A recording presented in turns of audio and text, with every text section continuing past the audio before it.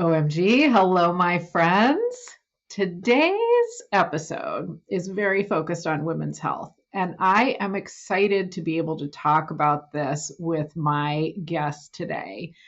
Pelvic health is something that is gradually being talked about a little bit more, particularly in the podcast world, I would say. But it's still something that many of us, and I might raise my hand on this one, including me, really, are not always totally comfortable discussing. And at the same time, this is pretty life changing in terms of importance.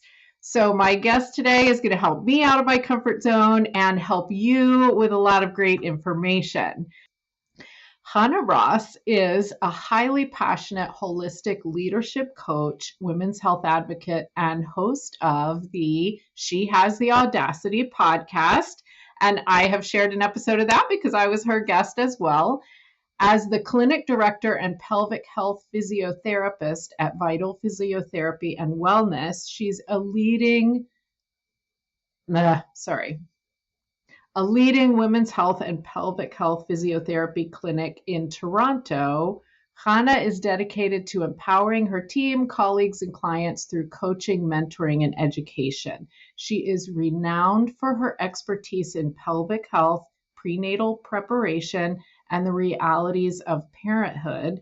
And she's a sought after educator and speaker who inspires her clients to take charge of their health and lifestyle.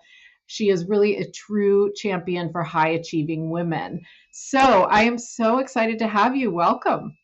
Thank you for having me. I'm excited for this conversation. We're going to create some safety for you around the topic of pelvic health.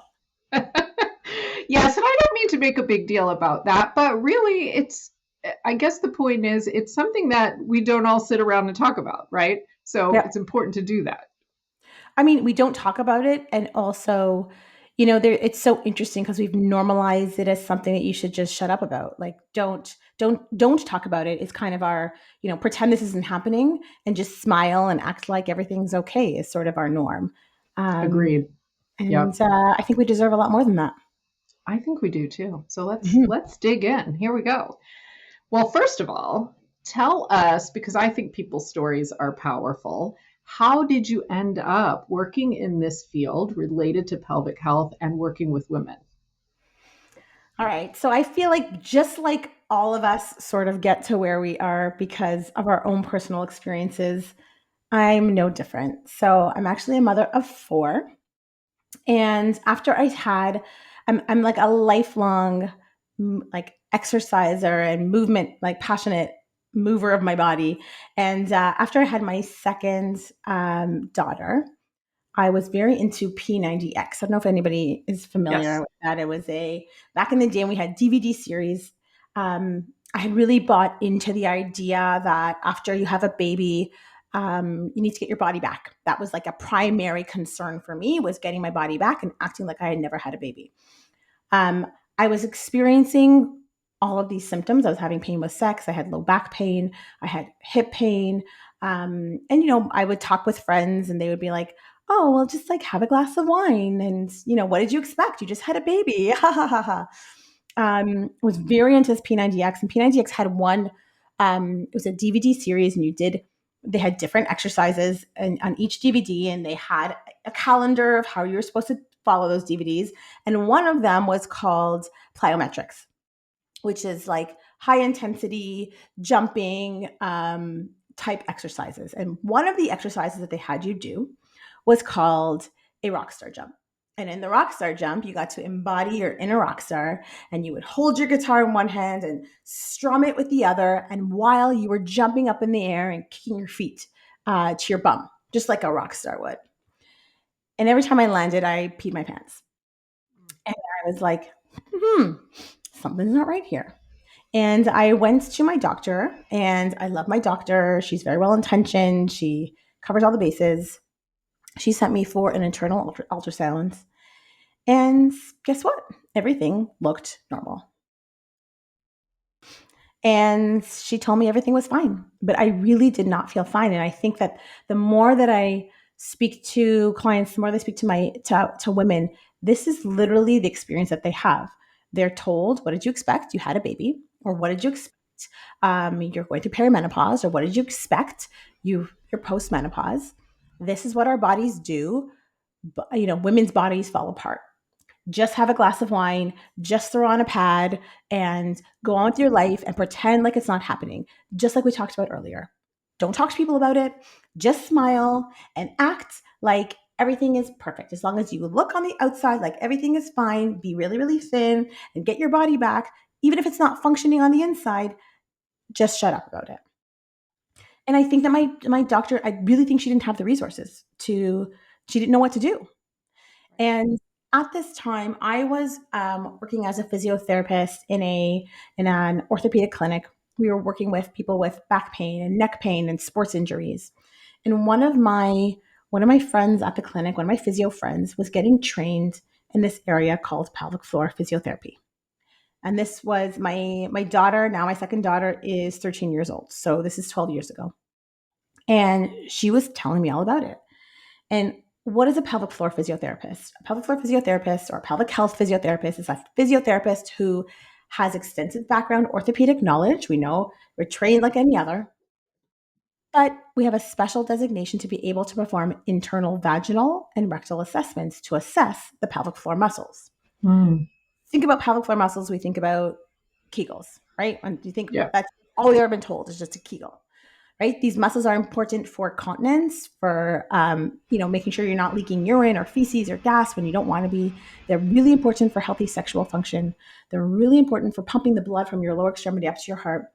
They're important as part of our core, like when postpartum or later on in life, our core is actually made up of our breathing muscles, our inner abs, our pelvic floor muscles, and our low back muscles. There's like this canister inside, and they work as a system, and nobody talks about it.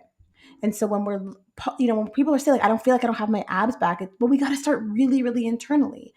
And nobody talked to me about this. And so she was like, Chana, you should come in. I'm going to assess you, and I'm telling you, I'm going to help you. And I was like, your fingers are going nowhere near me. Get your fingers away from me. The idea to me was so absurd. Like, what do you mean you're going to train my vagina? Like, that's ridiculous. Yada, yada, yada. She convinced me to come in. And when I say it changed my life, I literally mean it changed my perception of myself. I went in and I really acknowledge now, and I see this with so many clients and women that I work with. I genuinely I thought my body was broken. I must have done something wrong. They all have it figured out. Why am I the only one who's leaking? Turns out nobody else is talking about it, but they were all experiencing symptoms too.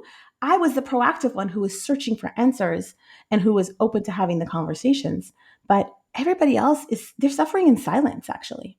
Yes. And so I recognized that I was totally disconnected from my body. I now felt like I was truly strong from the inside out. And at that time, I also was starting to really I didn't want to treat people's shoulders and elbows anymore. Like, it really wasn't a passion of mine. Somebody's sitting, I don't want to talk about ergonomics of your desk anymore. And I know that there are a lot of physios who want to do that, and I totally support them and I love them for it, but it no longer spoke to me. And I was really, really thinking about going to medical school or something else to truly change people's lives. And this not only changed my own perception of self and my experience in my body, it actually changed the entire trajectory of my career, because I started to talk to people about this. I got trained. I wanted to help people. And yes, the first couple of conversations I had with people was like, you do what? Like the same conversation I had with my physio and my friend, right? And then like people would be coming out of the woodworks like, oh, you're leaking when you pee? You should go talk to Chana. And I was working at a clinic at the time, and I was working in schools helping kids who had, physical issues. I had actually 3 jobs at the time. And I would also, in my spare time, do this like side gig where I bought a massage table and I would drive around seeing people in their homes.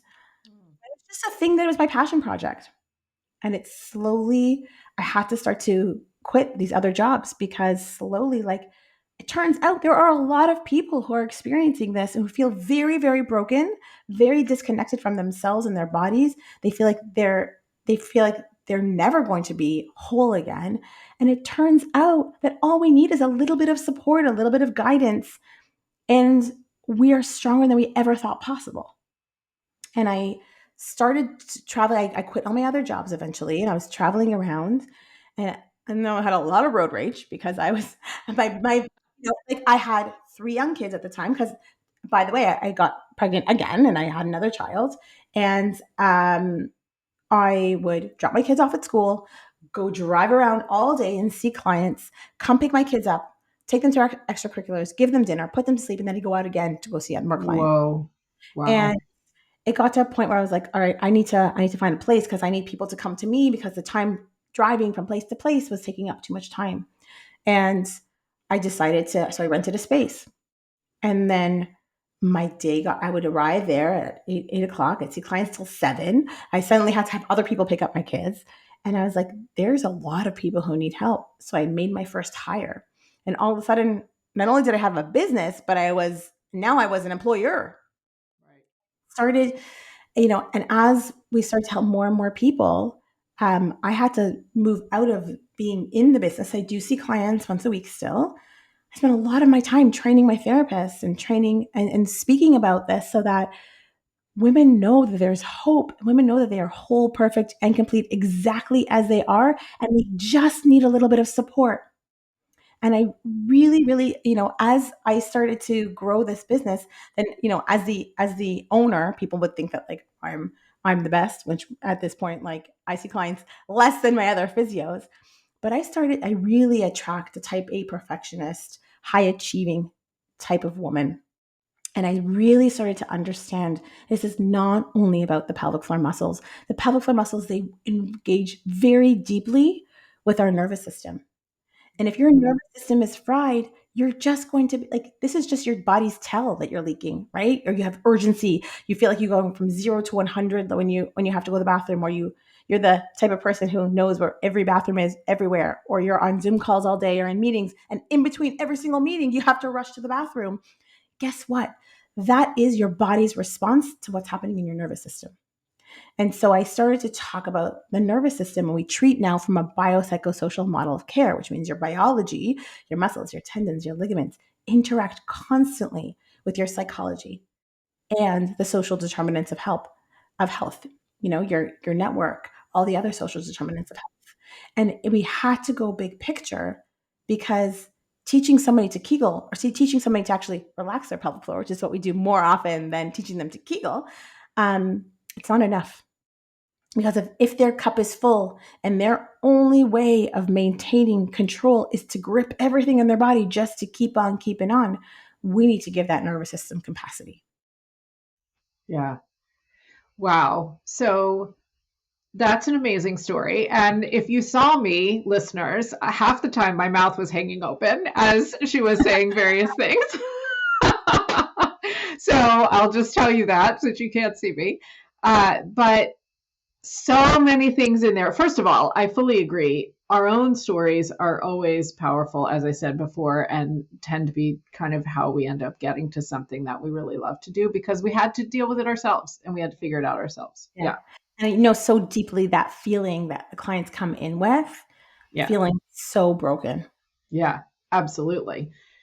And second of all, two things struck me, and this is the point where my mouth was hanging open because if you're a woman who has had a baby or babies or who is in midlife, I feel like you haven't escaped from having some sort of issue related to pelvic health. And so we're going to talk about that. But I did not realize that the pelvic muscles were involved in blood flow, like you mentioned, Mhm. and that it was part of the core. I do bar class, I work on my core. I feel like that's really important. And I had no idea, none. So that was kind of a revelation.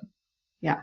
Love it. And I mean, there's actually one more role that I didn't tell you about, but and that's particularly important later on in life is that these pelvic floor muscles actually hold up your inner organs. So they hold up your bladder, your rectum, and your uterus. And what we start to see, in around 50s, 60s, we start to see a lot of clients who are being told that they need hysterectomies and bladder lift surgeries. These muscles are really important for supporting those organs, and those surgeries have close to a 50% failure rate. So we would never send anybody for a knee surgery without prehab and rehab, and yet we're doing that so much with a lot of the women's health surgeries that are happening. Wow. Wow. Okay, so everything you've said so far makes me realize that in doing one podcast episode, we're not going to be able to deal with all of these issues, but we're going to try to hit the big ones. So let's start with this. You've already mentioned some of these things, but I just want to make sure we kind of put it together in a way that listeners can easily identify with. So, what are some of the most common issues that women face related to pelvic health and that listeners might recognize? Okay. So, let's start with like a little anatomy, okay? So if you take your hands, listeners, if you're driving, do this after, and you put your hands on your hips. That top hip bone, that's actually the top of your pelvis. And if you're sitting right now, you're sitting on two bones, your sits bones. Those are the bottom of your pelvis. So the pelvic floor muscles span from the front of the pelvis, which is where your mons pubis is, which is where the hair is usually on top of your vulva. And they go all the way at the back to your coccyx, your tailbone. And if you're looking externally where your tailbone is, that's the top of your bum crack. And they go side to side from those one sits bone to another. Okay. And they're literally like a bowl of muscles. And there's three layers. There's an outer layer, a middle layer, and a deep layer. And within the female pelvic floor, there's three orifices. There's an orifice for urine, an orifice, which is your vagina, and an orifice for your anus and where your stool comes out of. Okay. Now, these three layers have five major roles. Role number one is kind of what we talked about: holding in your urine, holding in your gas, holding in your feces. Anything that, um, anytime that you lose urine when you're not sitting on a toilet is an indication that your pelvic floor muscles need some TLC. I don't care if you just had four coffees, you're jumping on a trampoline, your best friend just said the funniest thing in the world to you, and your kid comes and pushes you from behind. These muscles are designed to keep you continent at all times. So if you're noticing that you leak when you cough or sneeze or jump, or that sometimes your urge to pee is so strong you don't quite make it to the washroom, that is a sign that your pelvic floor muscles need some TLC.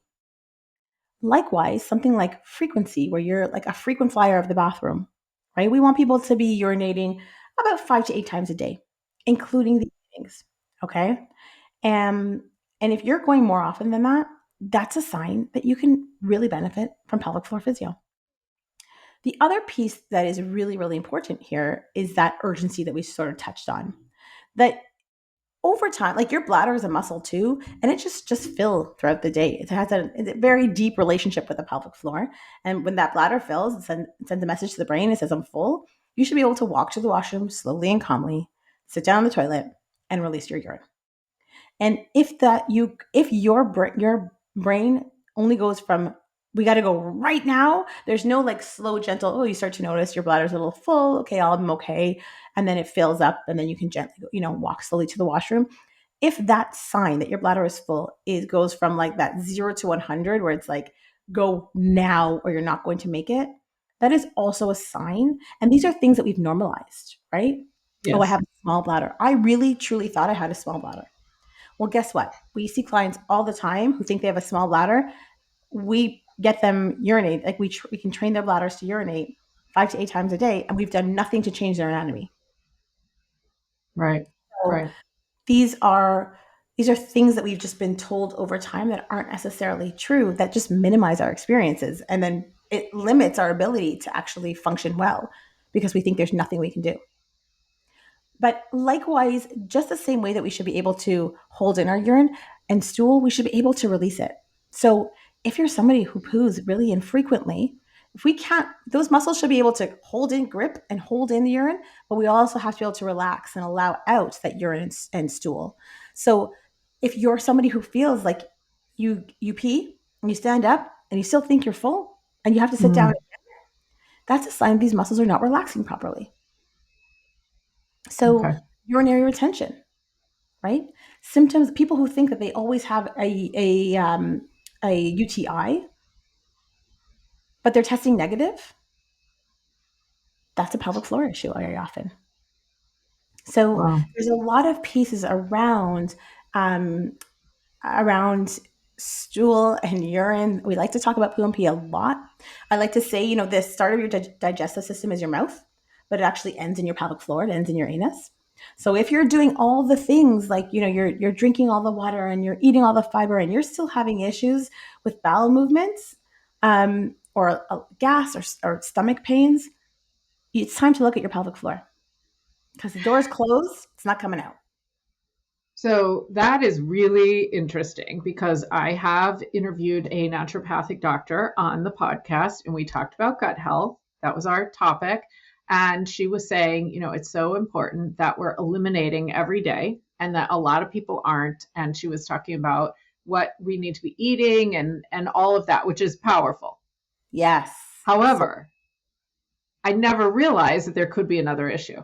yes. So we work very closely with naturopaths as well, especially because we work with clients in and around like times in their lives where hormones are changing, right? Like perimenopause, postpartum, like postpartum, we consider a mini menopause, right? And so there are things that we can actually optimize with our hormones, optimize with our foods, and use food to heal ourselves.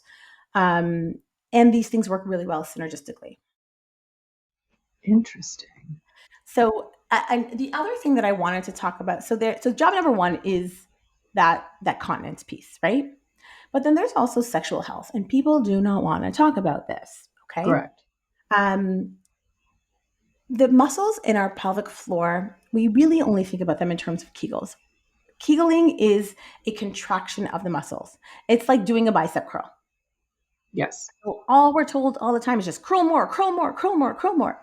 But that minimizes what the role is of a muscle. A muscle would benefit from being strong. Sure, we want it to be strong, but it also has to be flexible. It also has to have endurance. It also has to be coordinated with its synergistic muscles. So when you're training for a marathon, you don't just keep bringing your knee up to your chest like you're in order to train to run. We step forward. We also step back. We also have to cross train. We train the inner and outer thighs. We strengthen the rest of the body, right?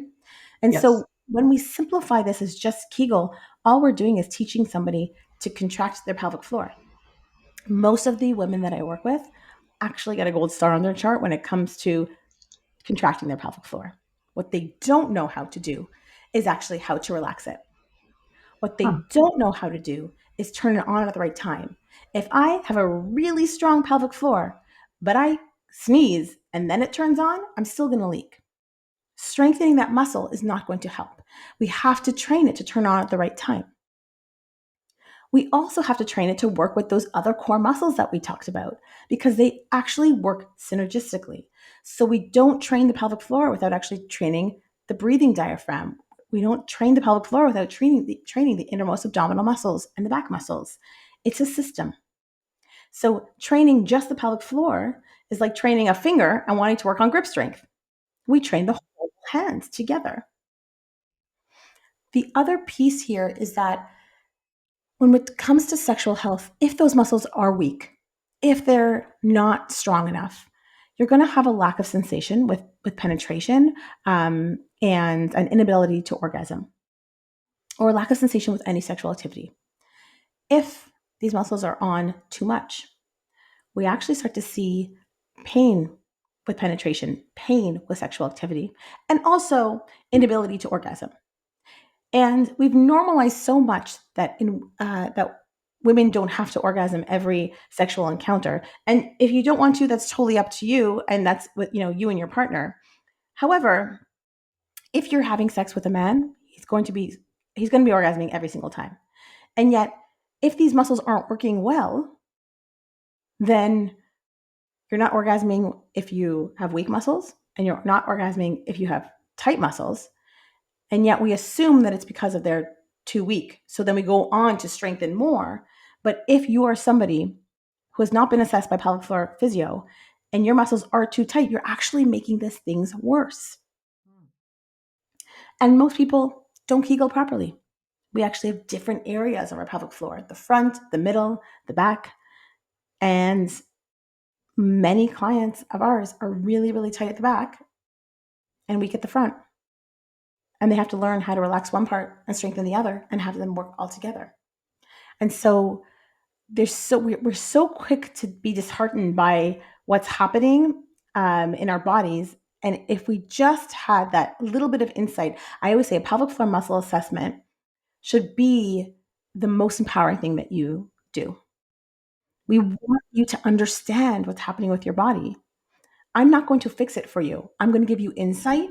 I'm going to help you strategize so that you can go and fix it, so that you can take control of your body and know that, again, you are not broken. Yeah. As you were saying, well, first of all, that was just a massive ton of information. So thank you.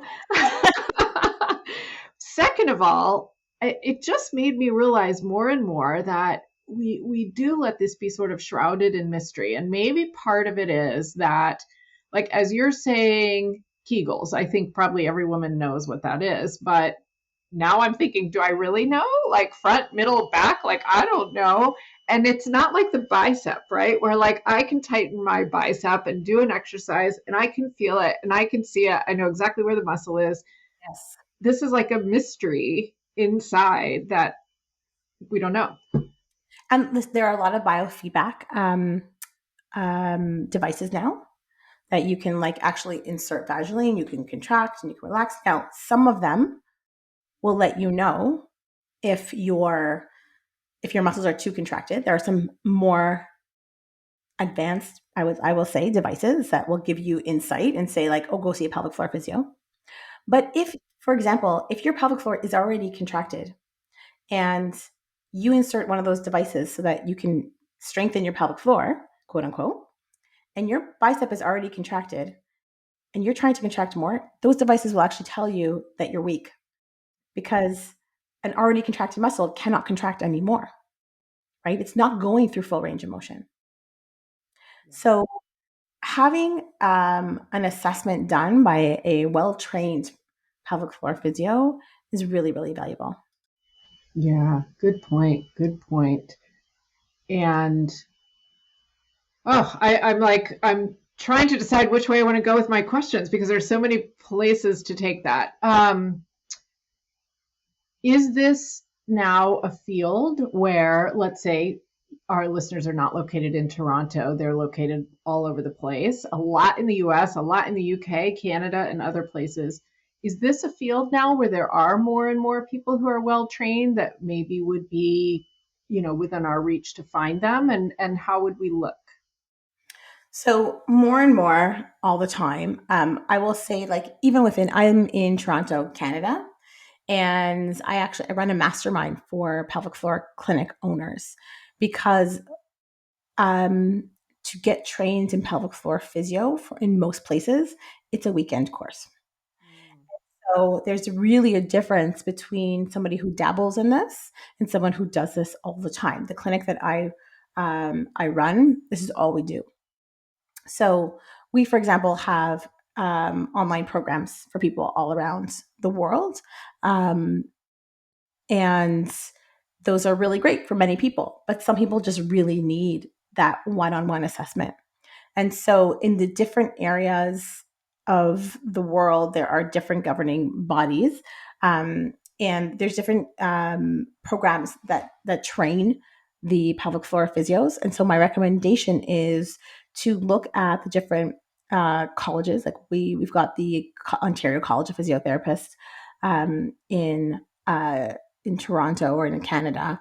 All the different provinces have their different governing bodies. But to be honest with you, a lot of what we do, a lot of what my team does is I say we're like the traffic cops, like the people will contact us. Who do you recommend? And we'll send them our recommendations based on where they live.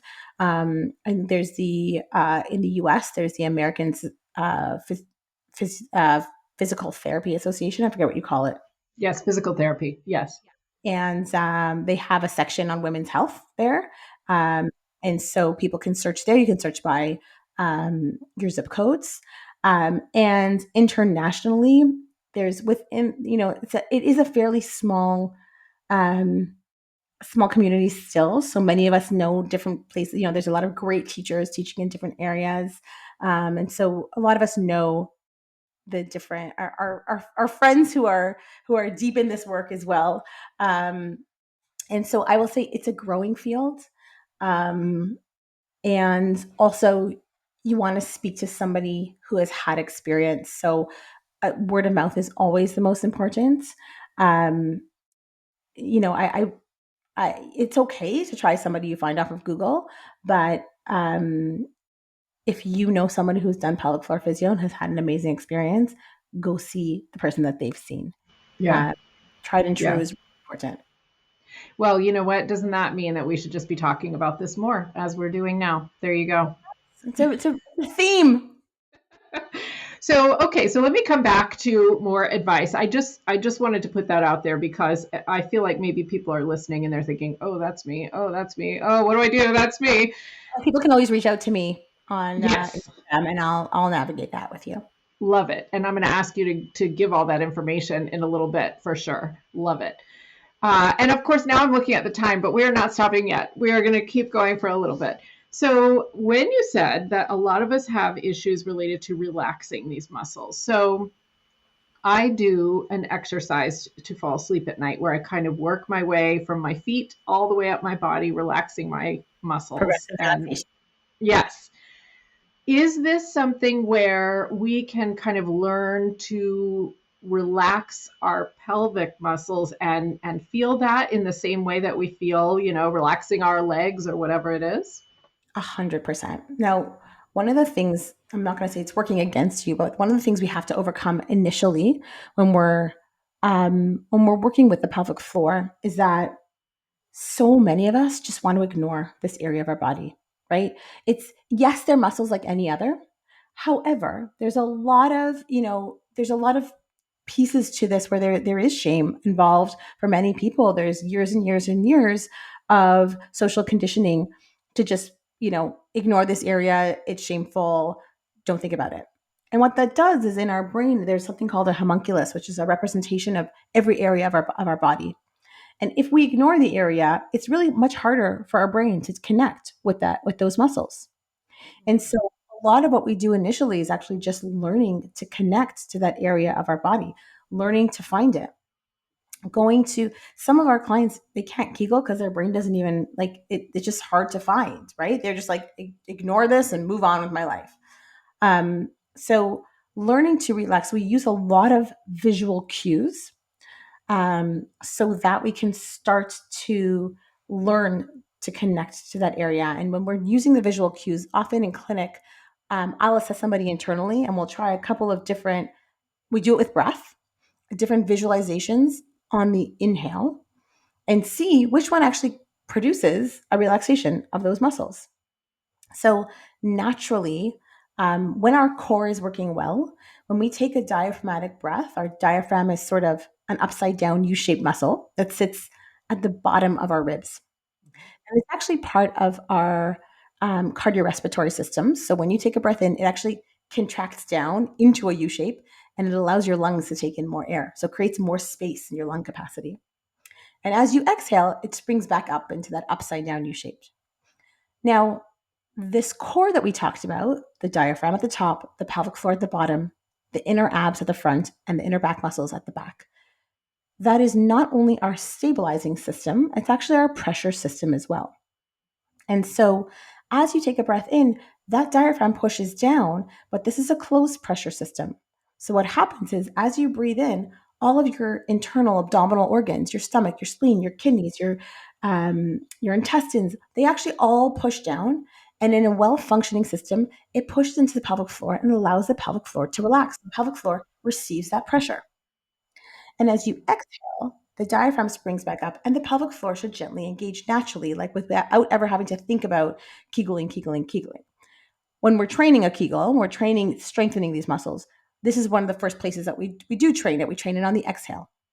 But before we ever start that, we actually start to get into alignment, bring your ribs over your pelvis, and focusing on that inhale, allowing those muscles to relax. And one of the first visualizations we give both to clients who are learning how to relax their pelvic floors. And we also teach this to our prenatal clients in preparation for birth around week 34 and on, is to do 10 breaths.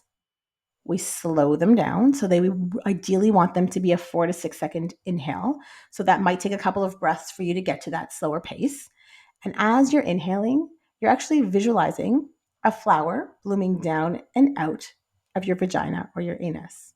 Yes, we have a lot of fun in pelvic floor physio. The, Such the, a great visual. Okay, continue. the flower bloom is actually the most normal. Like they get more wacky as they go. But a Kegel, when you think about a Kegel is actually a contraction. And so it's a closure and a lift of these muscles. And so when we're trying to train relaxation, which should happen on the inhale naturally, we're thinking of that flower bloom as a downward visualization and then a widening of that flower. So we're just training that, we're visualizing that relaxation. And we encourage our clients to do about 10 of those a couple of times a day. I like to say every time you go to the bathroom, especially for my frequent flyers. But the idea is that throughout the day, we're starting, you start off being like, I don't know if this is working and what's happening. And then I'll often get like emails, 3 days later, like, I felt it. I know what's happening now. And we start to build that connection. I love it. And I'm going to say, listeners, just rewind a couple minutes and listen to that again, because I think that you explained it well, and that's something people could try now and just see if they notice anything, see if they notice a difference. Absolutely. Yeah. Yeah. And it's sort of a thing where like practice does make perfect. Most people feel like they're quote unquote doing it wrong initially because it does feel really hard. Your brain is just not used to paying attention to this area. And so it feels like you're like functioning in space, right? And the repetition starts to cue your brain to pay attention to this area and you start to notice the difference between relaxation and contraction. Yeah. I see that because as you described kind of where the pelvic floor muscles were, I also was thinking I didn't realize the location, the size, how major it is. So we need to learn how to make that connection mentally for sure. Yeah. Most of us really just think hold in our pee when we think Kegels. And that is just a very specific front area. And it's so much more than that. Yeah. Really valuable. Really valuable. Now, I'm going to ask you another question that probably has a long, long, long answer. And I'm going to ask you if we can do it in a fairly short way. So let's see how it goes. So, we were going to talk about mindset, but something you said earlier that is certainly related closely to mindset was the nervous system. Mhm. So, I want to see if we can get a little bit better sense of I did do an episode on the nervous system and how we need to relax our nervous system in order to, goodness, do so many things in life. We were talking about weight loss at that point. But tell us a little bit more about what you mean that this is so related to the nervous system. So I want you to think about like the times that you've felt quote unquote stressed. We know that there are actually two muscle groups that respond to stress. And when I say stress, historically that was, we go into fight, flight, freeze, or fawn. um, when we were running away from a tiger, right? When there was like a real imminent danger. And we live in a very, very fast paced society right now. And when I ask my clients if they're stressed, most of them will be like, nope, because they think that when I say stress, I mean 150% stress. We don't even recognize that most of us are living in the go, go, go, go, go. We really value ourselves as human doings and not as human beings. And we really don't value taking the time to just be. And so, one of the physiological repercussions of that is that a lot of us walk around with neck pain and pelvic floor symptoms. Because when we're in fight, flight, freeze, or fawn, when we're running away from a tiger, there's actually a signal that goes directly to the pelvic floor that says, turn on, clench. Because when you're running away from a tiger, it really doesn't make sense to just stop and have a slow, gentle bowel movement and allow stool to come out and not to push, right? It doesn't make sense to just hop into the bush and have a quickie with your honey, right? There's real physiological reasons why it makes sense for us to like these were not the most important things. You needed to run for your life. But that neural connectivity still exists. So when we are in that go, go, go, go, go mentality, I don't care how much you can learn to flower bloom that pelvic floor. If your cup is absolutely full, it just takes one more drop to have it spill over. You are constantly going into this compensatory response, which is to clench your pelvic floor, to not allow it to function as it needs to. We need to give our system capacity. We need capacity in our nervous system to not constantly go into this response where we're clenching our traps and we're clenching our pelvic floor. I tried to make Wow. Go ahead. I tried to make it really quick for you. You did a great job. That, I mean, we could have a whole episode on this clearly, but I wanted to make sure that we could at least touch on that because the issue of the nervous system is woven through so much of what we talk about in terms of life coaching and women's health and mindset. It's because this is our body directing how we're functioning, how we're thinking, how we're everything. So I wanted to make sure we made that connection, and so thank you for that. Okay. I'm just thinking, let's see. So I love the exercise that you gave us. I love that we've made all this connection kind of between mind and body. Is there anything else that someone who has been listening to this and kind of recognizing themselves in some of the things you've talked about, some of the symptoms, is there anything else that they could start doing now that might be a helpful thing? Yeah. The number one thing I have my clients start to do is just start to notice. Start to notice your self-talk. Start to notice what I call frenzy mode. So much of us are just in that go, go, go, do, do, do, list, list, list, list, list.